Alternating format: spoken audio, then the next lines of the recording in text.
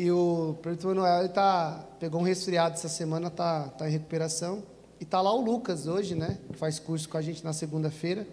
Tá lá dirigindo o culto, ministrando a palavra. Eu estou falando isso, irmãos, porque a igreja está com 22 anos. E eu me lembro na minha adolescência, eu com 17 anos, mais ou menos isso, 17, 16 anos, quando a igreja de Caieiras estava ali embaixo no Salão do Vavá, teve uns dias, uns meses, que precisava de vir um músico para cá, tocar e acompanhar o culto. Muitas vezes vinha o pastor César para cá. O culto era 4h30 da tarde. Isso mesmo, né? O culto era 4h30 da tarde. Muitas vezes o pastor César vinha, tocava, pregava, pegava o carro, voltava, chegava lá, na hora que o louvor estava terminando, ele ministrava a palavra. E às vezes ele mandava a gente, né? Então, eu vim muitas vezes, irmãos, de lá, do Morro Doce, né? Pegava um ônibus, um trem, descia ali na estação. Muitas vezes vinha o irmão José e a irmã Eliana, me pegava lá, me trazia, às vezes o irmão Alfredo, e depois fazia o caminho de volta, né? Fiz esse trajeto com 16 anos de idade, 17, 16 anos de idade, algumas vezes para a igreja de Caieiras. Eu fico muito contente, irmãos, de depois de 20 anos voltar aqui, estar com os irmãos, ver uma igreja bonita, estabelecida, um grupo de louvor abençoado, os trabalhos abençoados. Isso é uma alegria, irmãos. Mas isso só é possível porque eu só posso testemunhar de que eu participei desse projeto lá atrás, né, com alguma participação com 16, 17 anos, e hoje, com 37 anos, né, indo para 38, primeiro porque a graça de Deus está sobre nós, e segundo, porque existe uma cultura, irmãos, de abrir espaço para que as pessoas consigam desenvolver o seu ministério. Se hoje o Lucas está lá de manhã, ministrando a palavra de Deus, ele é um bom pregador, irmãos, ele é um jovem, assim, bom pregador mesmo. Ele está lá, porque eu também, com 17 anos, fui visto como um obreiro pela vida do pastor Orlando, foi na minha casa conversar comigo, né, e já me enxergava eu com 17 anos nessa condição. Então, irmãos, a gente tem muita alegria, porque ninguém chega a lugar nenhum sozinho, ninguém constrói uma história sozinho. A gente faz porque Deus está sobre nós e porque Deus colocou responsabilidade sobre gente, pessoas que têm coragem de investir na gente, têm coragem de vir, de alugar um salão, de fazer o projeto, têm coragem de ter irmãos que têm coragem de se juntar nesse projeto e caminhar, sabendo que Deus é o provedor de todas as coisas, né, irmãos? Então, por isso seja o nome do Senhor louvado. Amém? Você pode aplaudir ao Senhor mais uma vez, bem forte? Glória a Deus. Glória a Deus. Amém? Queridos, queria que você abrisse comigo a sua Bíblia na carta de Paulo aos Colossenses. Hoje de manhã eu estou aqui com a Andréia, o Davizinho, né? O Davi vai me ajudar a pregar. Já combinei com ele lá em casa. Quando começar a crescer a pregação, Davi, aí você entra para começar o Pentecoste. Deu para ver já, né? Davi veio com força, irmãos. Glória a Deus. Aleluia. Irmãos, geralmente de vez em quando a gente se agarra numa passagem no livro, e eu estou meio que agarrado no Colossenses. Eu já ministrei uma parte dele na igreja do Morro Doce, comentei um pouco numa segunda-feira com os irmãos num curso lá na Vila Jaguara, e eu quero falar com os irmãos sobre algumas coisas desse texto. Eu gostaria que os irmãos ficassem com a Bíblia aberta, que nós vamos transitar um pouco por eles. Eu quero falar sobre 3 ações, irmãos, que nós podemos fazer para abençoar a nossa comunidade. 3 coisas que eu consigo enxergar dentro da carta de Paulo aos Colossenses, que a gente pode fazer para abençoar a nossa cidade. Antes de eu ler, só fazer uma introdução rápida, irmãos. Paulo vai escrever 4 cartas na prisão, irmãos. A carta de Efésios, a carta de Colossenses, a carta de Filemão. Nossa, agora vai me fugir a outra carta, pastor. Deus te ajude. Amém, glória a Deus. Tá vendo? É disso que eu estou falando, né? Ele vai. Sim, muito obrigado, pastor. Lembrei, né? Filipenses, irmãos. Eu lembrei por causa da sequência na minha cabeça. As 2 primeiras cartas, Efésios e Colossenses, são as cartas consideradas as mais espirituais do Paulo. A carta aos Filipenses é considerada a carta mais amorosa, e a carta a Filemão é a carta mais particular do apóstolo Paulo. Então ele está escrevendo, está preso, está numa prisão em Roma, mais ou menos no ano 60, e ele vai escrever essa carta aos Colossenses, uma igreja que ele não fundou, ele não é o fundador dessa igreja, mas ele então vai escrever ali, a partir de uma situação, ele vai escrever uma carta. Eu queria identificar algumas coisas com os irmãos. Não está tendo problema, pastor, está tudo certo, tranquilo. De vez em quando dá de manhã ainda. Amém? Então, abra comigo, irmão, sua Bíblia, carta de Paulo aos Colossenses. Quero ler o capítulo 1, versos 5 e 6. Quero começar falando sobre isso, que diz assim: por causa da esperança que está guardada para vocês nos céus, dessa esperança vocês ouviram falar anteriormente por meio da palavra, da verdade, do Evangelho, que chegou até vocês. Esse Evangelho está produzindo fruto e crescendo em todo o mundo, assim como acontece entre vocês, desde o dia em que ouviram e entenderam a graça de Deus na verdade. Amém? Então, irmãos, a primeira coisa que eu queria falar com os irmãos nessa manhã, que nós podemos fazer para abençoar a nossa comunidade, é fazer uma teologia para a vida. O que é uma teologia para a vida? Paulo vai dizer aos Colossenses que a fé deles, o amor deles, a esperança deles, ela é a razão, ela é a resposta de uma pregação do Evangelho. É a resposta da pregação do Evangelho. Irmãos, o que nós precisamos é abrir as Escrituras e ensinar ela com alegria, com verdade, com fervor, com ânimo. Todas as vezes, irmãos, assim, eu não me recordo nenhuma vez, posso até ter acontecido e não me lembrar, eu não me recordo nenhuma vez de abrir a Bíblia para pregar jururu, com as Escrituras. Eu posso estar preocupado com outra coisa, mas eu tenho profunda alegria, irmãos, em expor as Escrituras, porque ela cura, irmãos, porque ela salva, porque ela liberta.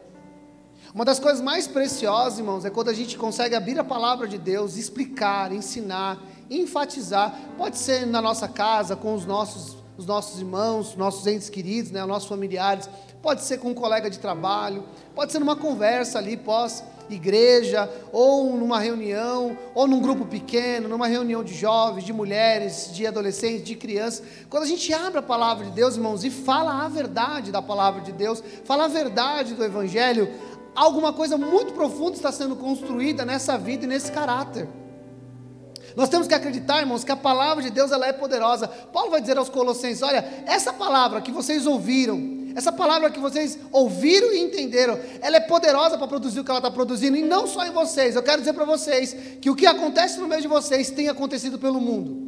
Essa palavra, por onde chega, ela causa realmente um grande reboliço. Ela chega nos lugares e as pessoas se convertem, elas abandonam suas práticas idólatras, elas abandonam a imoralidade, elas abrem mão dos antigos deuses e elas se voltam ao único Deus verdadeiro e fazem com alegria profunda.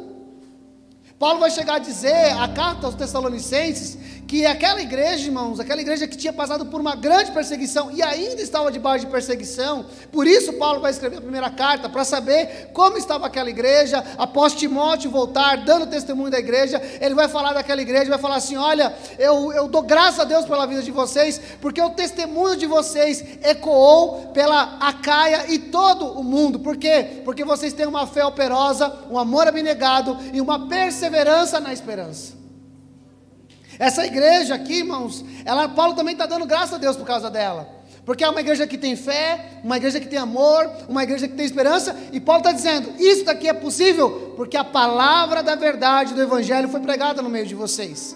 Então, irmãos, uma coisa que a gente pode fazer para abençoar a nossa igreja, para abençoar a nossa cidade, para abençoar a nossa comunidade, é fazer teologia para a vida. O mundo está perdido, as pessoas estão perdidas, elas precisam ser encontradas pela boa mensagem do Evangelho. Elas são pecadoras, estão indo para o inferno, mas há um Cristo que desceu dos céus, morreu por nós numa cruz, pagou os pecados, pagou o preço pelos nossos pecados, ressuscitou ao terceiro dia, e um dia Ele voltará para reinar eternamente entre nós, irmãos.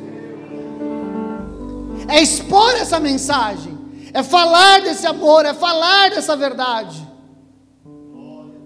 Agora é interessante, irmãos, porque esta carta que Paulo está escrevendo, Paulo só está escrevendo para combater uma doutrina ou um pensamento que tem se infiltrado numa igreja de Colossos. Então, quando Paulo recebe a informação de como a igreja está, e o que ela vai enfrentar, o que ela está enfrentando, Porque, irmãos, olha, deixa eu falar uma coisa para os irmãos. O nosso problema, o problema da igreja, não é o diabo. Porque o diabo está no papel dele. Ele é o inimigo, ele é o opositor, ele é o acusador, ele é um monte de coisa contra a igreja. Mas nós, irmãos, não temos nenhum problema com isso. Sabe por quê? Porque ele vai dizer que Jesus vai desfazer o diabo com o sopro da sua boca. Irmãos, eu e você, a gente não mata uma formiga soprando. Mas o nosso Jesus desfaz de todo o mal com o sopro da boca.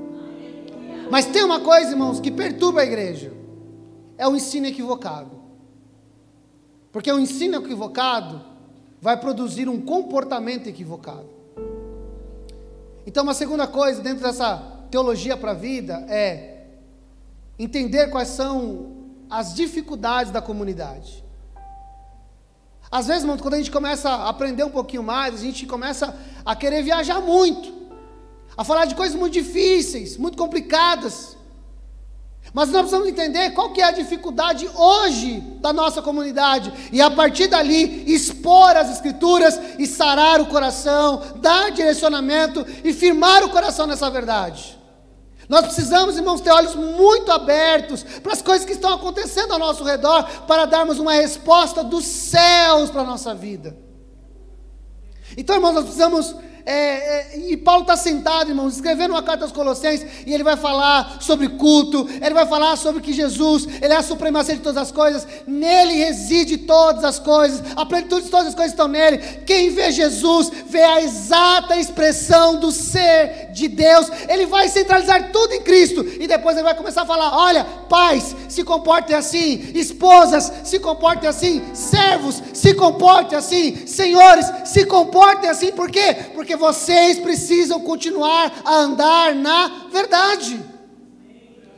Então, uma das formas que a gente tem para abençoar as pessoas, irmãos, é fazer teologia para a vida, para os não salvos, pregar a salvação, falar do amor de Deus, falar exatamente aonde eles estão e para onde Deus é capaz de levá-los a partir da fé em Jesus Cristo.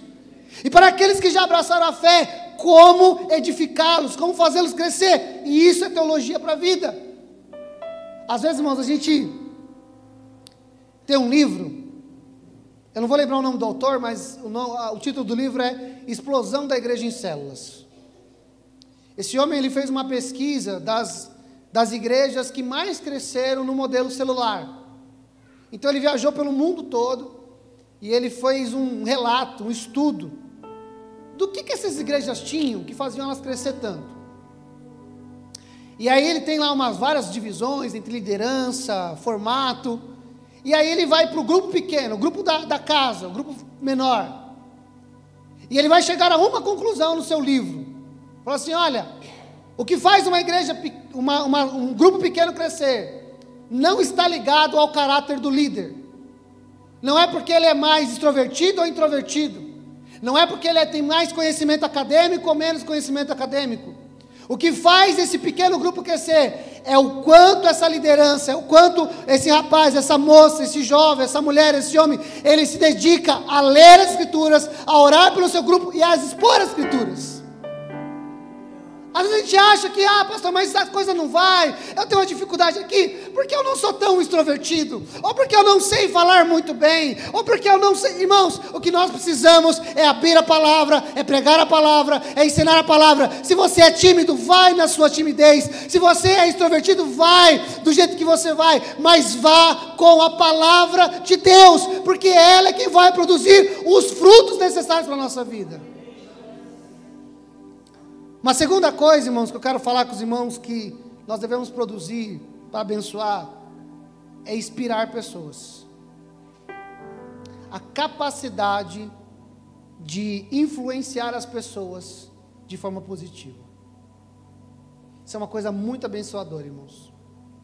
Se você olhar para mim na sua Bíblia, capítulo 1, verso 7, Paulo vai dizer o seguinte: isso vocês aprenderam de Epáfras, nosso amado conservo, em relação a vocês, fiel ministro de Cristo.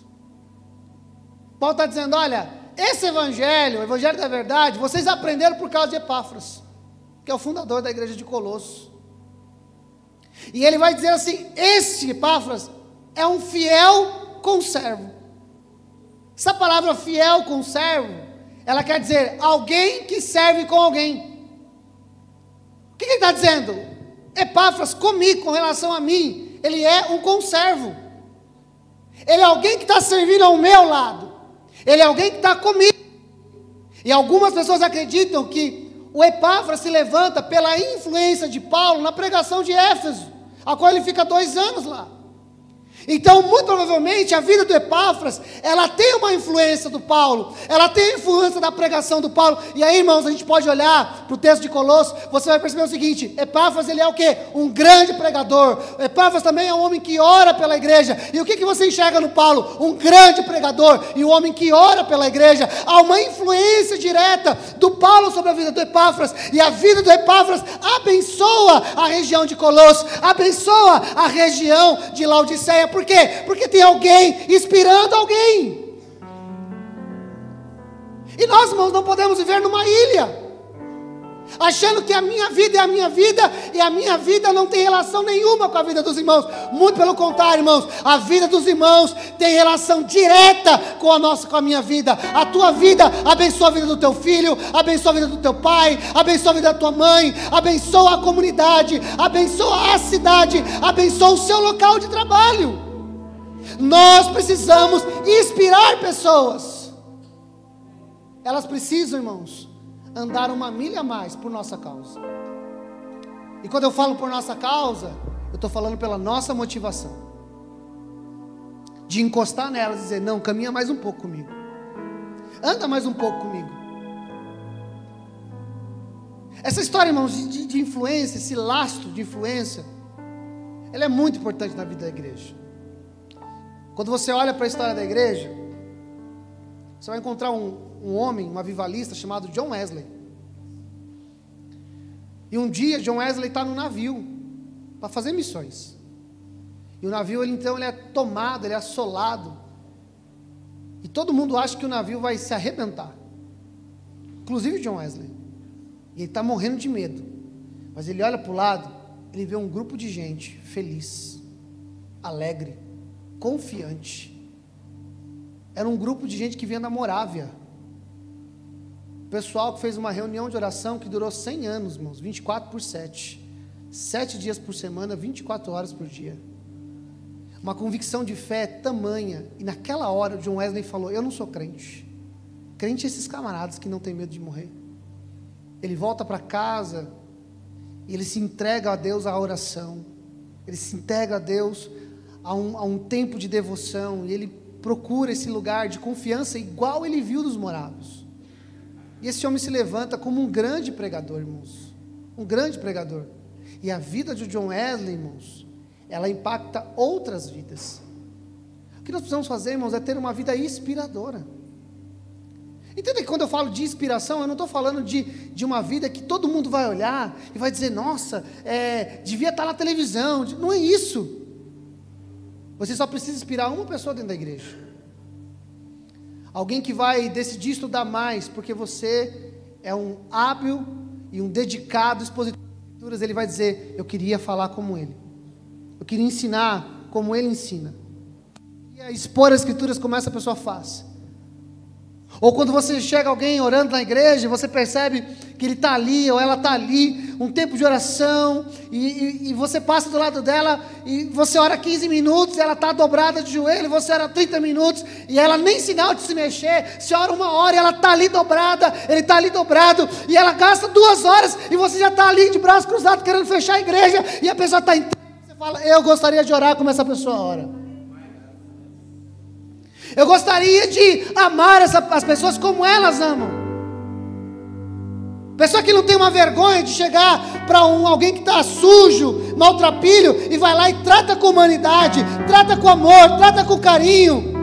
E você fala: eu não tenho coragem de fazer isso, mas eu gostaria de fazer isso, porque você está vendo alguém fazer, e essa pessoa está inspirando a sua fé. Tem muitas pessoas, irmãos, que inspiram a minha fé. Que eu olho e digo assim: meu Deus, se eu passasse por isso, como que seria meu comportamento? Mas eu olho para aquela pessoa, ela está passando por uma situação complicada, difícil, de perda, de luto, de dificuldade, de enfermidade, mas ela continua. ela resiste, ela persevera, ela incentiva. Recentemente, na igreja do Morro Doce, uma moça que nós fizemos casa de paz, ela faleceu numa terça-feira atropelada na rodovia em Anguera. O carro dela parou, o rapaz, acho que dormiu no carro, não viu ela, o carro dele avançou para o acostamento e pegou ela. A mãe dela é a primeira crente da família. E aí eu fui ajudar, porque são parte da igreja, fui lá, ajudei, fiz o que podia.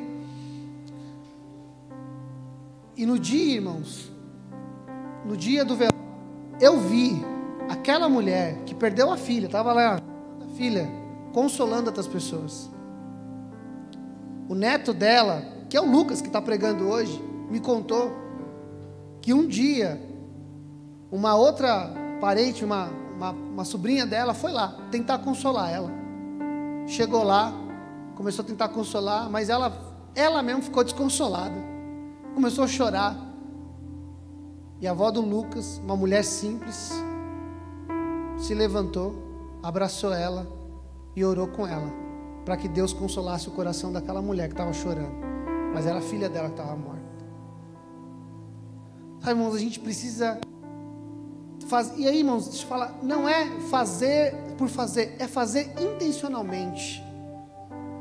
Pai, mãe, quando você for orar, deixa a porta semi-aberta, deixa o seu filho ver os seus pés, o solado do seu pé.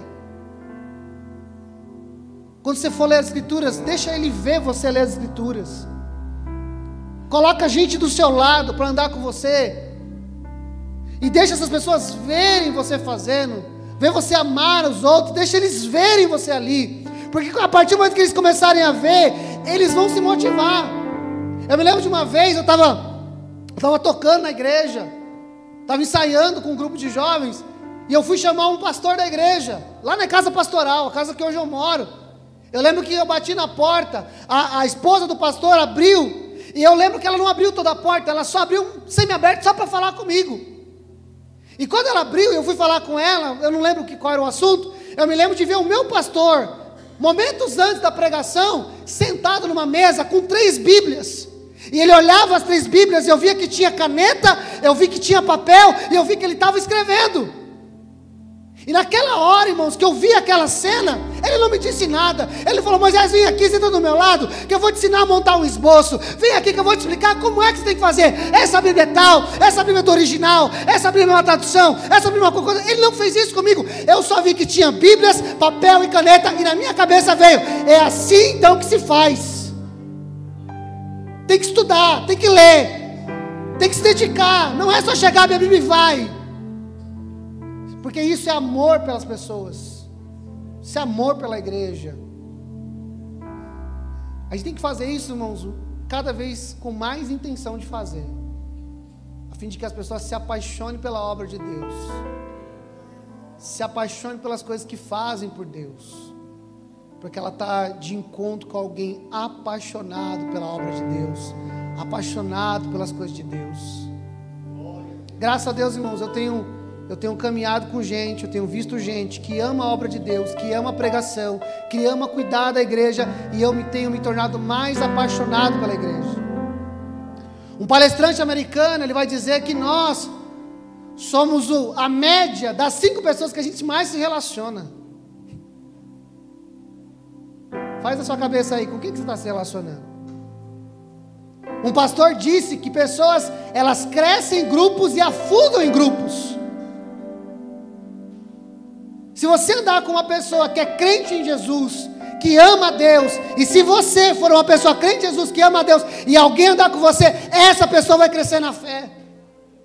Porque se ela chegar para você jururu, querer abandonar tudo, ela vai encontrar em você uma palavra de encorajamento, um exemplo de encorajamento, e ela vai sair decidida a caminhar um pouco mais adiante. Então seja uma pessoa inspiradora, inspire pessoas, ajude as pessoas a crescerem, a desenvolverem, assuma o compromisso por alguém. Essa manhã eu estava fazendo a minha leitura devocional, Jesus, lá no capítulo 14 do Evangelho de João, se não me falha a memória, ele, depois de fazer o lava-pés, ele vai dizer assim: um novo mandamento vos dou: amai uns aos outros, como eu vos amei. Eu nunca tinha reparado nisso, porque o mandamento é amar a Deus acima de todas as coisas e amar ao próximo como a você mesmo. Agora Jesus está dizendo: eu estou dando um novo mandamento, eu estou dando um novo padrão de amor para vocês. Você não vai se amar como você se ama, você não vai amar o próximo como você se ama, você vai amar o próximo como eu amo vocês. Ele nos chama para viver um padrão elevado, e ele só faz isso depois de 3 anos e meio caminhando com os camaradas, ensinando eles a amar as pessoas, pregando o evangelho do Senhor Jesus, falando das coisas do reino, fazendo a vontade do Pai. Ele dizia: a minha comida e a minha bebida é fazer a vontade do meu Pai. As aves dos céus têm ninhos, as raposas têm covis, mas o Filho do Homem não tem onde reclinar a cabeça.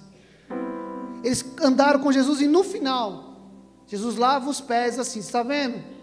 Vocês dizem que eu sou Senhor e Mestre, e eu sou, é verdade isso, mas eu, sendo Senhor e Mestre, lavo o pé de vocês, façam o mesmo.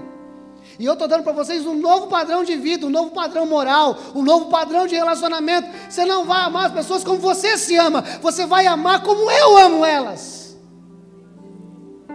E o amor de Cristo é um amor sacrificial. O amor de Cristo é um amor doador. O amor de Cristo é o amor que Ele fez com que Ele se esvaziasse da sua glória, habitasse entre nós, andasse no nosso meio, sentisse as nossas dores e nos desse um caminho para andar, irmãos. Porque amor é relacionamento. O apóstolo João vai dizer: irmãos, não vos amemos apenas de palavras. Palavras é uma forma de amar. Dizer para a pessoa que você a ama, expressar palavras de carinho, de afeto, de afirmação, é uma forma de amor. Mas ele está dizendo: olha, não pare só aí. Não diga só para a pessoa: você é importante. Não diga só para ela: continue. Não diga só para ela: vá adiante. Ele está dizendo assim: ame mais do que palavras. E como que eu amo mais do que palavras? Anda comigo, convive comigo, anda do meu lado.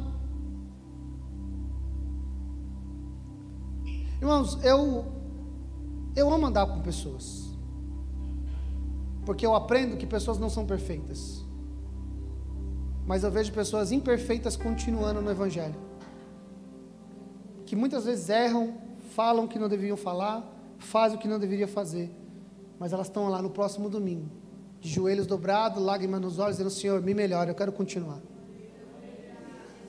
Senhor, eu ainda tenho dificuldades, mas me ajuda, eu quero chegar até o final.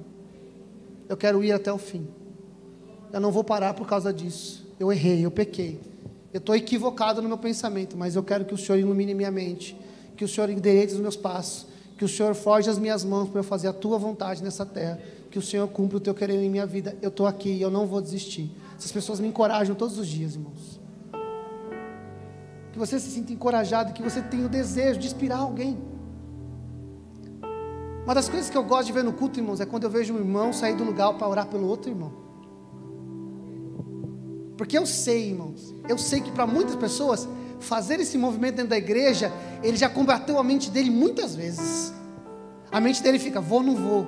Se eu for, será que ele vai achar? O que ele vai pensar de mim? Mas ele está tão convicto que ele precisa ir lá. Ele está tão convencido pelo Espírito Santo que ele tem que abrir mão das incertezas, das questões dele, às vezes da timidez dele, porque Deus quer comunicar alguma coisa, que ele abre mão de tudo isso, e por amor a Deus, por amor àquela alma, ele vai sair da sua zona de conforto, ele vai lá, ele vai orar, ele vai profetizar, ele vai ministrar uma palavra, ele vai dar um encorajamento e vai voltar para o lugar dele, mas ele fez aquilo que ele deveria ter feito. Inspire pessoas. Que alguém diga: graças a Deus, eu tenho você do meu lado. Jesus vai dizer sobre isso: que os homens vejam as suas boas obras e glorifiquem ao Pai que está no céu. Que alguém diga: graças a Deus você é meu amigo, graças a Deus você veio me visitar, graças a Deus você veio fazer uma oração por mim, graças a Deus você me ensinou aquele dia. Que alguém diga: graças a Deus pela sua vida. Terceiro ponto que eu quero falar com os irmãos, e eu quero encerrar nesse terceiro ponto, é: ore pelas pessoas.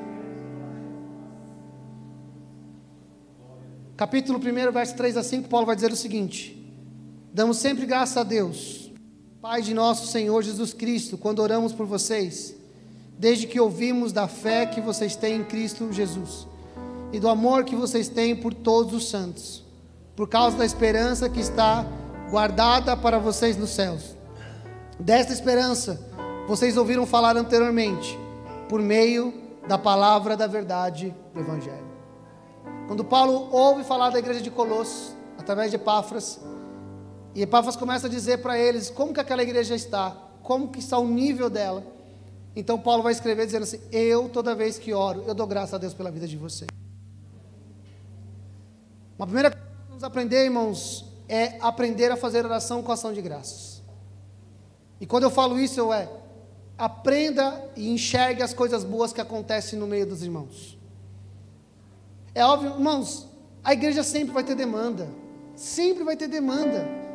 Eu não me lembro de um dia sequer eu falar: hoje a igreja não precisa de absolutamente nada. Não tem, irmãos.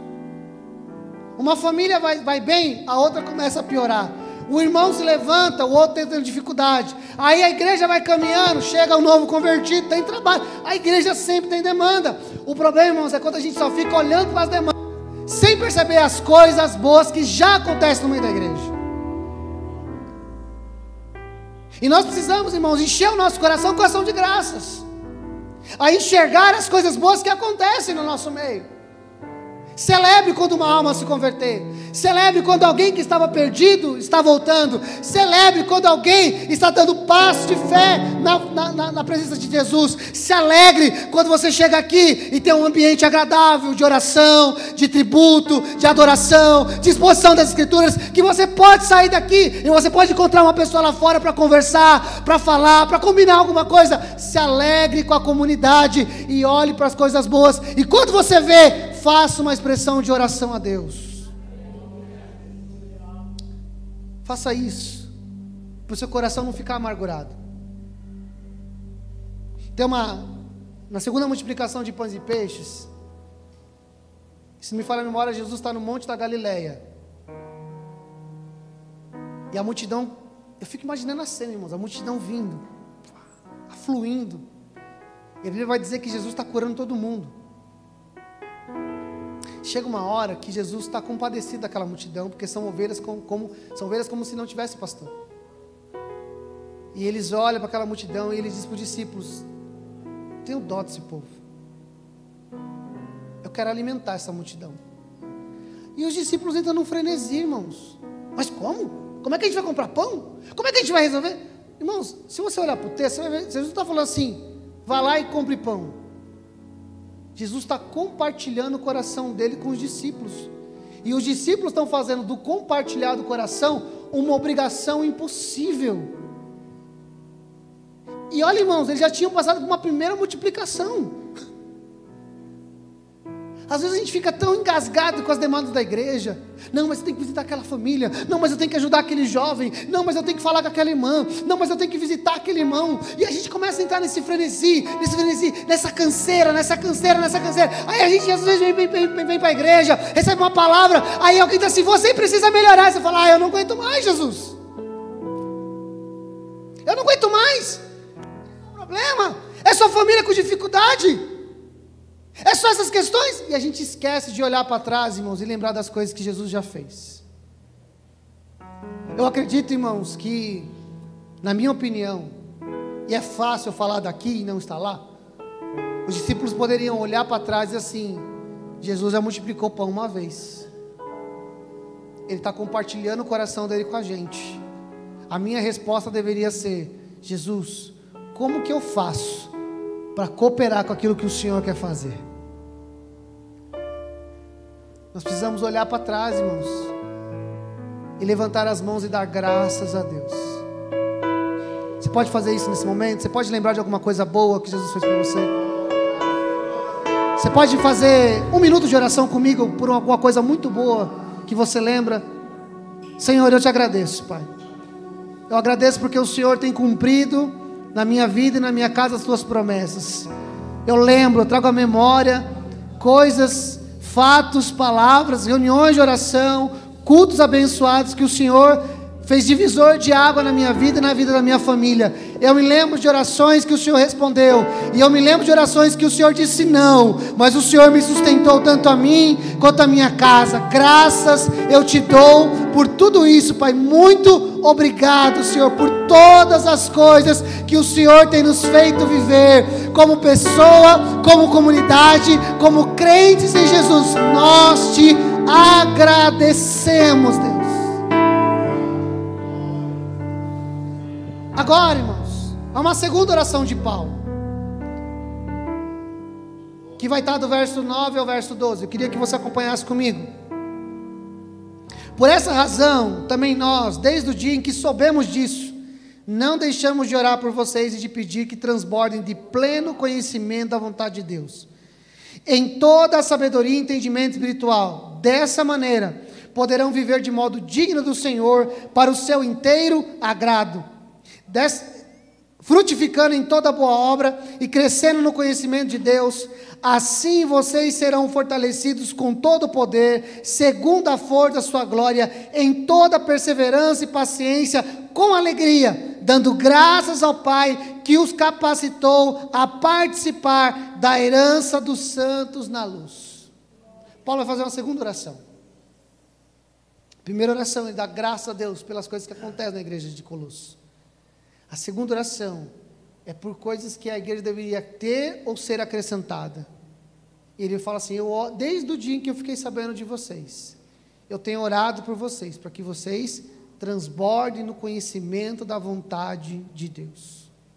Porque se vocês conhecerem a vontade de Deus, se vocês transbordarem no conhecimento da vontade de Deus, vocês vão viver para o seu inteiro agrado. E se isso acontecer, vocês vão conhecer mais de Deus. E quando isso acontecer, vocês vão ficar felizes. E vocês vão começar a dar ação de graças.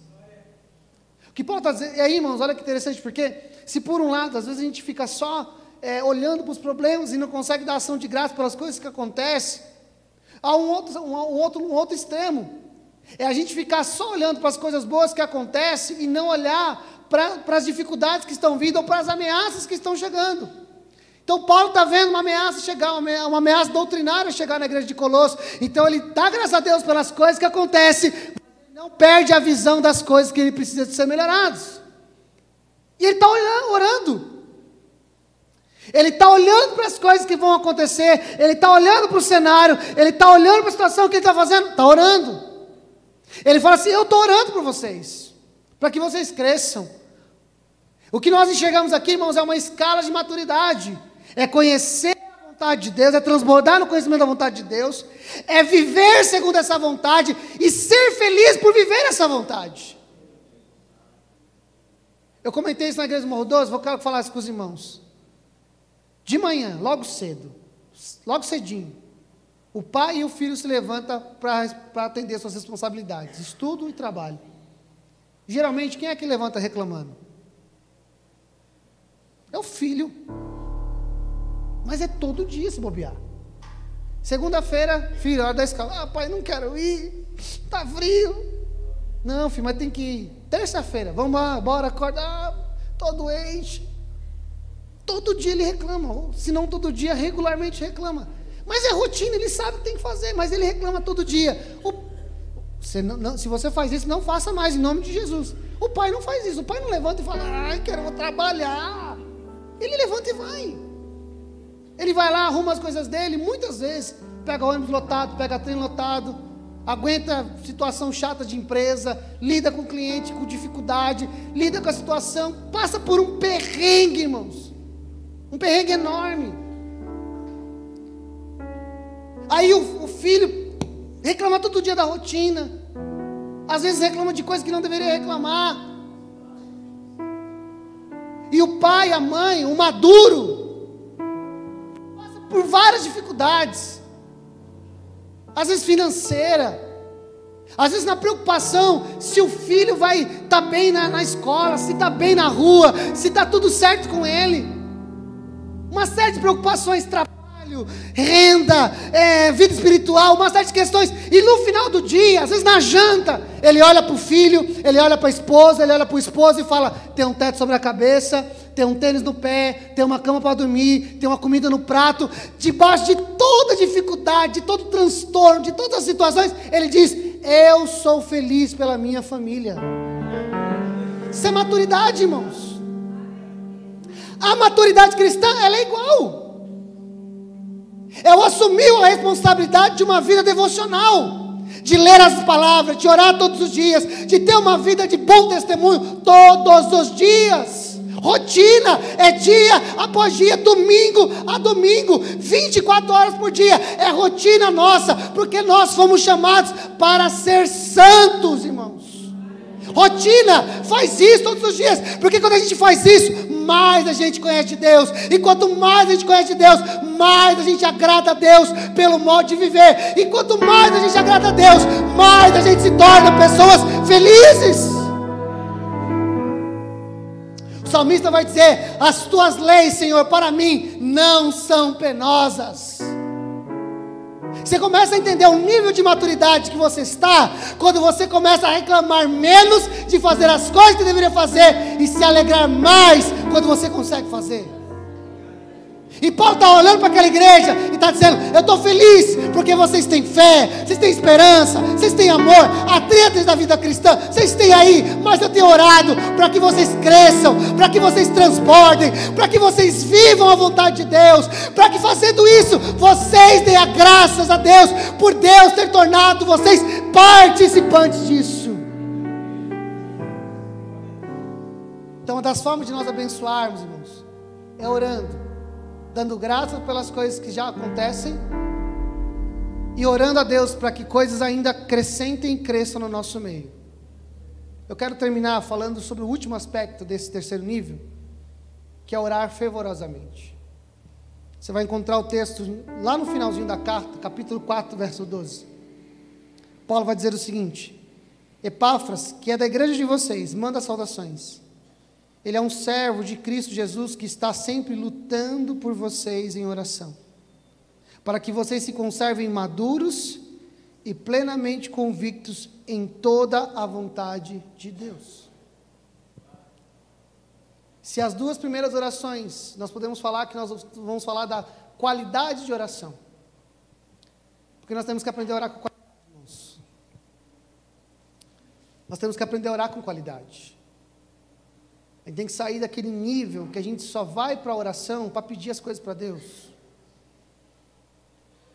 As duas primeiras orações, nós vamos falar da qualidade de oração. Paulo está dando graça a Deus pelo que tem, e Paulo está orando por coisas que a igreja precisa de ter. Então nós estamos falando da qualidade da oração. Nesse terceiro, eu vejo a intensidade da oração.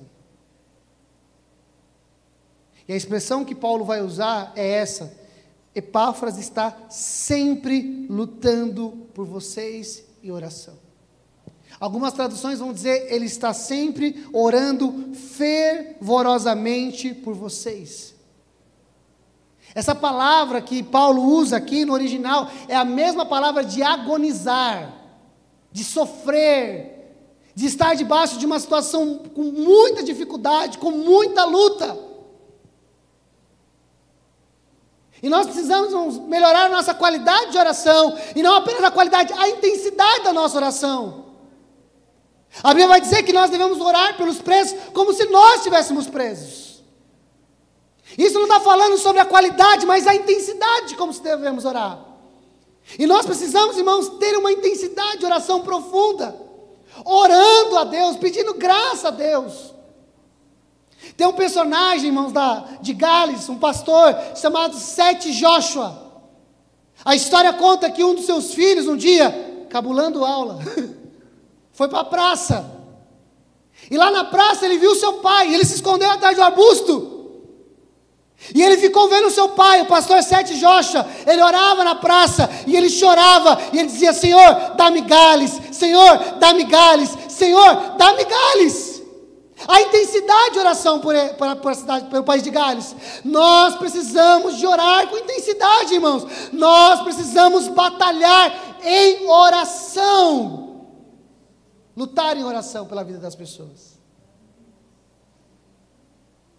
Eu até acredito, irmãos, que nós deveríamos gastar mais tempo falando com Deus sobre as pessoas do que falando muito tempo das pessoas acerca de Deus. Às vezes a gente quer sempre convencer as pessoas a partir de uma retórica, de uma boa sacada, de uma linguagem inteligente, de uma nova abordagem, mas às vezes nós gastamos muito pouco tempo falando com Deus acerca das pessoas. Então, irmãos, eu quero orar com vocês nessa noite, mas lembrem disso, 3 ações que nós podemos abençoar a nossa comunidade. Teologia para a vida. Inspire alguém e ore pelas pessoas. Podemos orar em nome de Jesus, irmão? Você pode ficar de pé, eu quero orar com você nessa manhã, em nome de Jesus.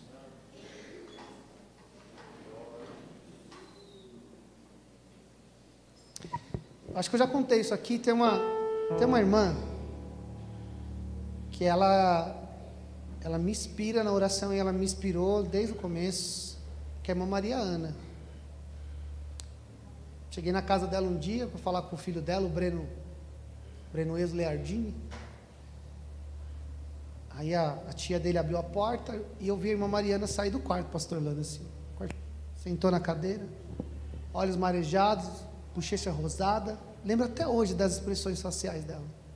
Ela sentou na mesa, eu estava sentado esperando o Breno, ela olhou para mim e falou assim: menino, desse jeitinho, menino, você já orou até o lado do seu rosto queimar?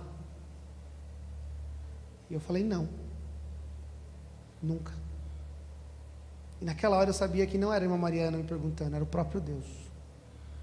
E ela falou para mim, ela me encorajou, falou assim: então ore, que isso vai acontecer. Porque aquela mulher, ela orava fervorosamente pela igreja, irmãos. Ela amava e ama a igreja. Às vezes a gente ora de forma displicente, a gente testemunha de forma displicente, a gente não se preocupa com um bom testemunho, não de forma intencional. A gente deveria fazer isso com mais intencionalidade, irmãos. A gente deveria expor a Bíblia com desejo de que as pessoas se convertam, com desejo de que elas cresçam, amadureçam. Nós deveríamos fazer as coisas com alguém olhando e dizendo: quero fazer igual. Olha a dedicação, olha o amor, olha o trato, olha a forma que faz. E nós deveríamos ser exemplos de oração cada vez mais, irmão. A nossa oração devia ser uma oração cada vez mais de qualidade, intensa, pesada, como diz o pastor Orlando aqui agora há pouco, densa, quase capaz de pegar, de tão intensa e desejosa que ela é.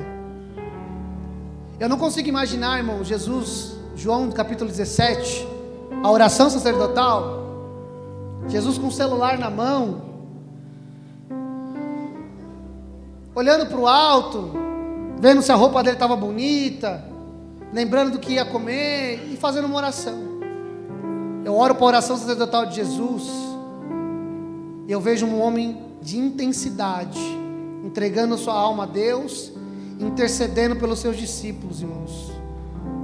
Que Deus nos encontre assim como igreja, intensos, irmãos, pesados na oração, que quando dobra o joelho, quando fala com Deus, ora com qualidade e ora com intensidade, em nome de Jesus. Podemos orar em nome de Jesus nessa manhã? Pai, é no nome do Senhor Jesus Cristo que nós oramos a Ti nessa manhã.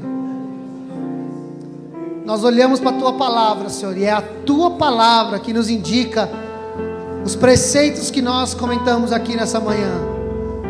Nós enxergamos homens que pregam a palavra, fazem teologia para a vida. Nós encontramos homens que inspiram, nós encontramos homens que oram, Pai. Na verdade, o que nós encontramos em Colossenses, nós encontramos por toda a Escritura. O que nós encontramos aqui é o que nós encontramos na história da igreja.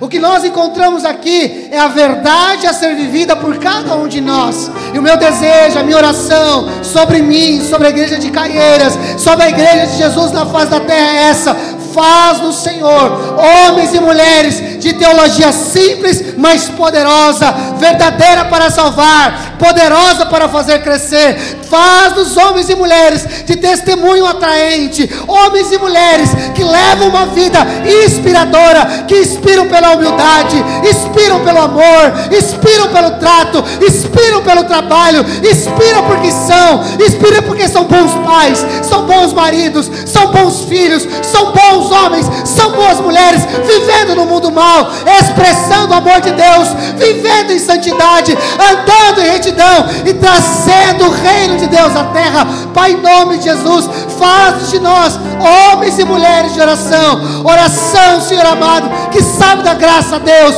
por todas as coisas que têm acontecido, que olha para a história e tira um cântico, um júbilo, uma alegria, um foguete na tua presença, que olha para frente e enxerga os desafios, enxerga as questões que vão ter que resolver, mas sabe que em Deus há poder, a graça, a virtude, Senhor amado, há uma porção para a nossa vida, Senhor amado. Oh Senhor, e que a nossa oração seja intensa, seja densa, seja pesada, Senhor amado, que a gente, Pai, busque ao Senhor, lutando, batalhando, orando a Deus, buscando com fervor, com alegria, Pai, com tempo na Tua presença, Senhor, porque verdadeiramente, Senhor, um homem, uma mulher de Deus, uma igreja que coloca em prática essas coisas, glorifica o Teu nome, e almas, pessoas são edificadas. Pai, continue edificando a igreja de Caieiras, continue abençoando essa cidade a partir da vida dos irmãos, que eles conheçam o Senhor, que os Teus filhos cresçam em toda boa obra, que no nosso meio nasçam homens, cresçam mulheres e homens cheias da palavra de Deus, que conhecem a verdade, que expõem a verdade, que falam com amor, que falam com ousadia, porque conhecem ao Senhor e conhecem ao Senhor da Sua palavra, que oram, que testemunham e que vivem em santidade com o Senhor.